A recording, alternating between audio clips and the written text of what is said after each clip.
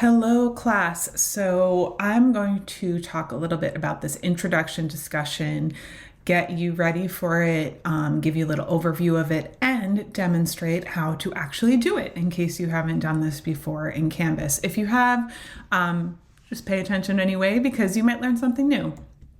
So, the basic question of this discussion, how we're going to introduce ourselves to each other and meet each other, is what is art to you? Do not think too deeply on this. I want you to think deeply in future projects. For this one, what do you think of immediately when you think of art? Like what just comes right into your mind? We all perceive images differently based on our personal experiences, our cultures, all those kinds of things. So I want you to think what comes to your mind when you hear the word art. It can be anything. It can be sculpture. It can be traditional painting or drawing. It can be architecture. It can be a hairstyle. It can be graffiti. It can be a comic book. It could be web design. It could be graphic design, a logo. It can really be whatever it means to you. And if you've taken some other of my art classes, you might have heard the story. I love Picasso because my grandfather loved Picasso and I love my grandfather. So I really love looking at Picasso's paintings. But there's a lot of Picassos reproduced out in the world, and maybe you have a Picasso painting or, a print of it hanging in your dentist office. And when you're getting painful dental work, you're looking at this Picasso poster and you hate Picasso because of that. So that's just like a really kind of silly example of different experiences that you might have, that two different people might have. One of, loving something because of someone you love, and one of having like a really bad experience with this thing that makes you not able to look at it or not able to like it. So, just want you to start thinking about that as we move into looking into more images and how, everyone is going to look at stuff differently. So what is art? We're thinking about visual thinking. This is Edgar Degas. You may have seen some of these paintings or pastels of ballerinas. These are reproduced a lot. And one of Edgar Degas' famous quotes is, "Art is not what you see, but what you make others see," which I always love this quote because it's saying that art is not about recreating what you see in the world, but showing others like your version of it. This is Georgia O'Keeffe, another really well-known artist. And she says to create one's own world in any of the arts takes courage. And I think that's really true in poetry, writing, in dance, in music. It really takes courage to put yourself out there. And no one really cares if you do it or you don't, right? So you have to be brave to be an artist. So when we're looking at artwork, even if it's something that you don't like the way it looks, I'd like you to, understand and appreciate that, it took courage for someone to create that. So just at least have an appreciation for that. This is Henry Moore. This is one of his sculptures. And he says really simply, to be an artist is to believe in life, which I think is nice to start off this class with. Okay, this I totally agree with. This is Salvador Dali. He was a famous surrealist painter, and he says, have no fear of perfection, you'll never reach it. And I just like in the beginning of class for us to throw the idea of perfection out the window and don't even worry about it. This is like a little bit freeing, especially for me, a person who has struggled with my wanting things to be perfect. It's not really possible. So what's the point in being afraid of it, right? And I want you to notice architecture, what people build and why they make it look the way they look. This is in Cambodia, and it was built around the 12th and 13th centuries by Khmer kings, and it's dedicated to the Buddhist deities. And we can see these monks walking up to it. It's an incredible sculpture. Sculpture.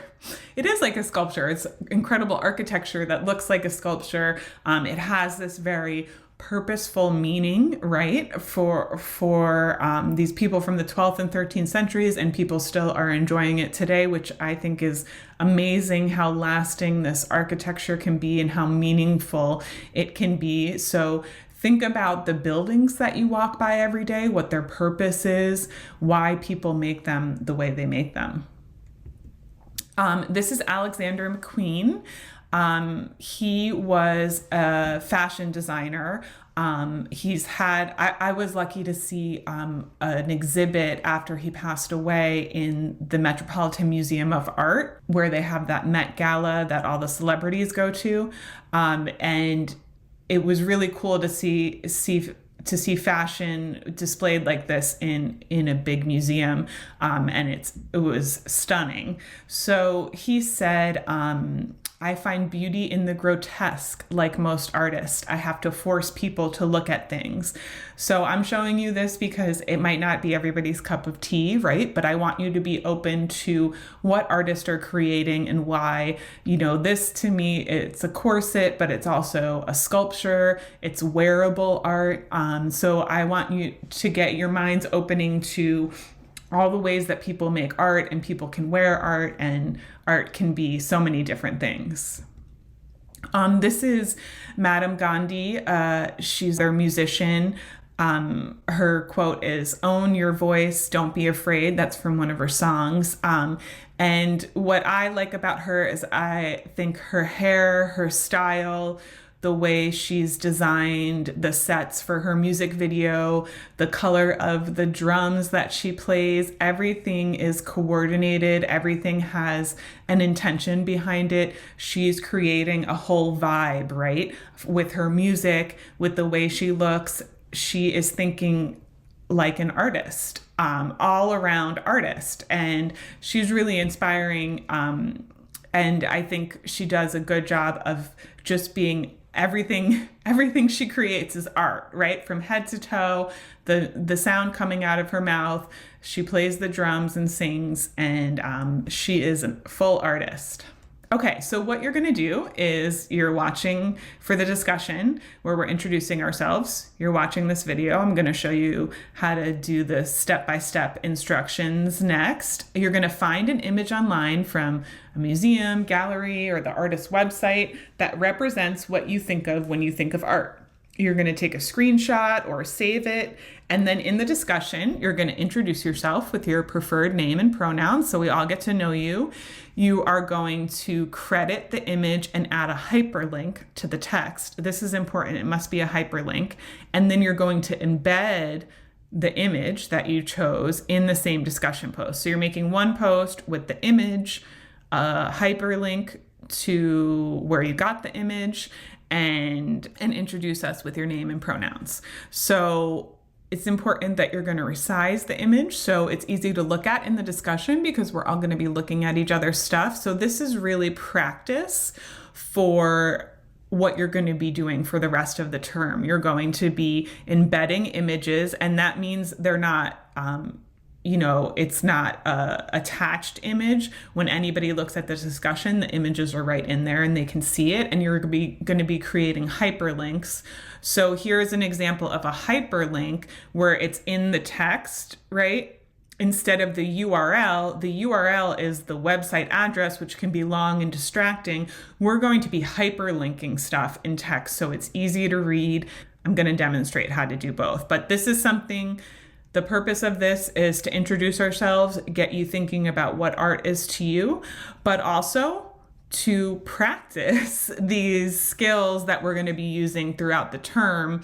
I want you to get in the habit of crediting images. Anyone can find any image on the internet, and it usually has a copyright on it. So I want you to really get in the habit of crediting things, creating links. You're going to be doing that for all your future projects. I also want you to get in the habit of cropping stuff, making stuff look good, resizing it in the discussion. Do not stress. If you make a mistake, you can always get the points back by fixing it. So I'll let you know if you made a mistake. If you lost some points, you can always get them back. So don't worry about it. This is practice, and I want you to do well. So here's the rubric. You're going to get 2 points for putting your name and pronouns, 2 points for embedding the image. You won't get points if it's attached or not embedded in any way, and you won't get points if it's like too big or too small that it's really hard to see in the discussion.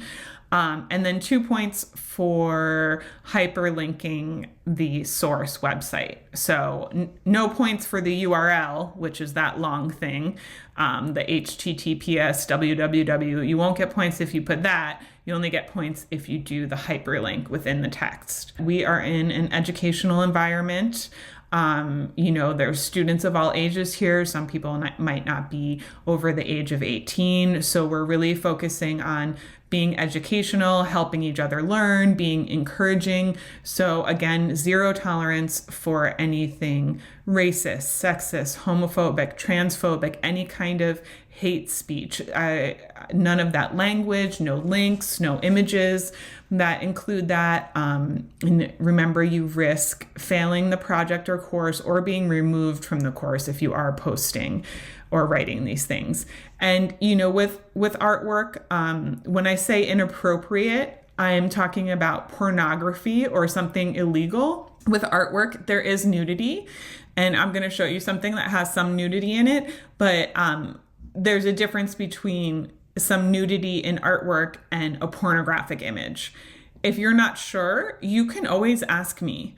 There is in art, there is a lot of debate about when something turns pornographic, and some things are really graphic in art. We're not going to be looking at a lot of that stuff, but just so you know, I understand there might be a blurry line there between nudity in artwork and then something that crosses the line into pornography. If it's illegal, we know that that's not okay.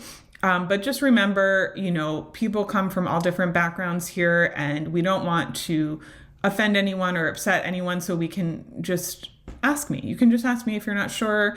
And if something is offensive to you, you can come to me first, and we can talk about it. And it's always good to have these conversations. So I am here for these conversations, and I think that's a big part of learning. So don't be nervous. Just talk to me. Okay, I'm going to show you how to actually do this. Okay, so these are the requirements for your introduction, and we're here in Canvas. So what I'm going to show you is how to find the image. And what I think of when I think of art is something really specific, and I know the name of the thing, but if you're not sure, if you just know the name of the artist or something, you can also put into Google or whatever your search engine is, museum. I always put museum in there, or gallery if it's something that would be in a museum. If it's not, put as many words as you can to get there. So my thing of what I think of when I think of art is this Matisse painting that I saw when I was in high school. I was lucky to grow up near New York City, right outside of New York City. So we would take field trips into New York City on the bus to go to museums. So I feel really lucky that I got to do that. And I was a terrible student, which I know that's weird because I'm a teacher now. But I really didn't like school. I got in trouble a lot. I was in a lot of detentions, unfortunately, and Saturday detention. But this trip and seeing this painting at the Museum of Modern Art in New York City really was a big moment for me and changed me a lot and made me think that I could maybe be an artist or I could be involved with the arts someday. So I know the name of the thing that I think of when I think of art. So I'm typing in Matisse. I know that it's something called The Dance, and I'm typing in museum. And so when you type in museum, you can see that it's coming up right away with the name of the museum or different museums. You can also look through images. What I want you to just be careful about is that you make sure when you find the image, you find a good source. So instead of Wikipedia, I would see there's a museum here. So maybe go into, just try to find where the artwork is, where it actually lives, right? Where it exists, to try to find the right source, because there's just a ton of things online. So do the best you can. Like, this is an Etsy copy of this, which I feel like is probably illegal, and we don't want that, right? We want the actual artwork. So yours could be anything. It could be a sculpture, it could be anything you want. Okay, so I know mine is at this museum, so I'm going to the museum's website, and most museums have collections, and you can search. So I'm gonna search Matisse, and then we can see there's so much, because he's a famous artist. So I'm gonna come into the art and see there's 650. So I want you to go get as close to the place where your artwork exists. This is the painting. Get as close as you can to it. And this is what I was talking about with nudity. So this painting does have nudity in it, but it's not a graphic, pornographic image. It wouldn't be, taken down from a website or social media. It's not, it's nudity, but it's not pornographic. So that's something you can start thinking about. So this is the painting that I saw. It's a very large painting. It's like bigger than life. And even though I was a bad student, when my art teacher, I saw this painting and I was just stunned by it, and standing in front of it and not talking or moving like I usually was, kind of being bad on a field trip. And my art teacher, so nicely, she didn't have to do this, but she kind of whispered, "You can stay here while the rest of the class moves on and just catch up with us." And she knew that I was having a moment with this painting, and she let me stay and stand in front of it while the rest of the class moved on to another part of the museum, and I caught up with them later, which I thought was really nice. So that was another moment for me where teachers hadn't always been nice to me. I'd been usually getting demerits or detentions from teachers, and this was a time when a teacher saw something, really saw me, right? And I was having this moment with this painting, and really, really into it, and it was making me feel like I could be an artist. I could do this, and I want to paint and all this stuff. So there's my story. So this we can't save, right? I'm trying to right click on it and it's not saving. So what I'm gonna do is take a screenshot. If you don't know how to take a screenshot, we're just gonna come to Google. This is another one of my things where I'm like, I want you to start figuring out how to do this stuff. Everybody's gonna have a different device. So you can just type in like how to screenshot on, and type in the device that you have. You can do it on your phone.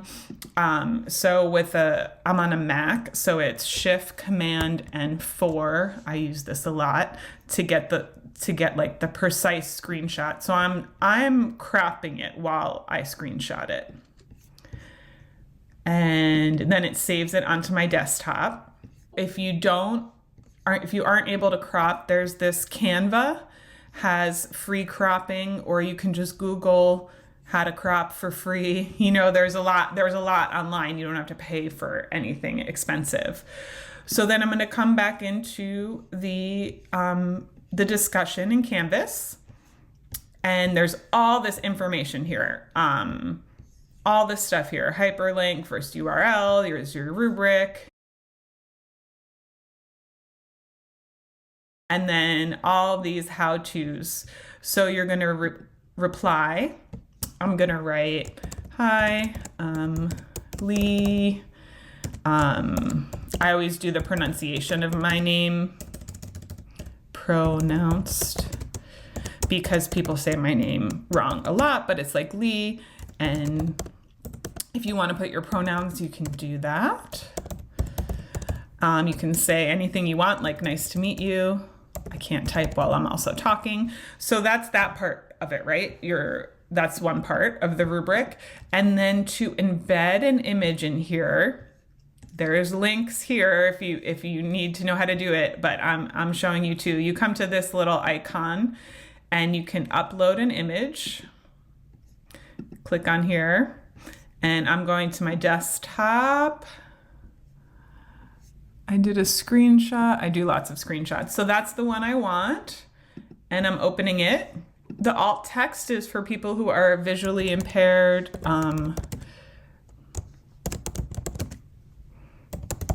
So you can put that there if you want, and we're embedding the image. We don't want a link.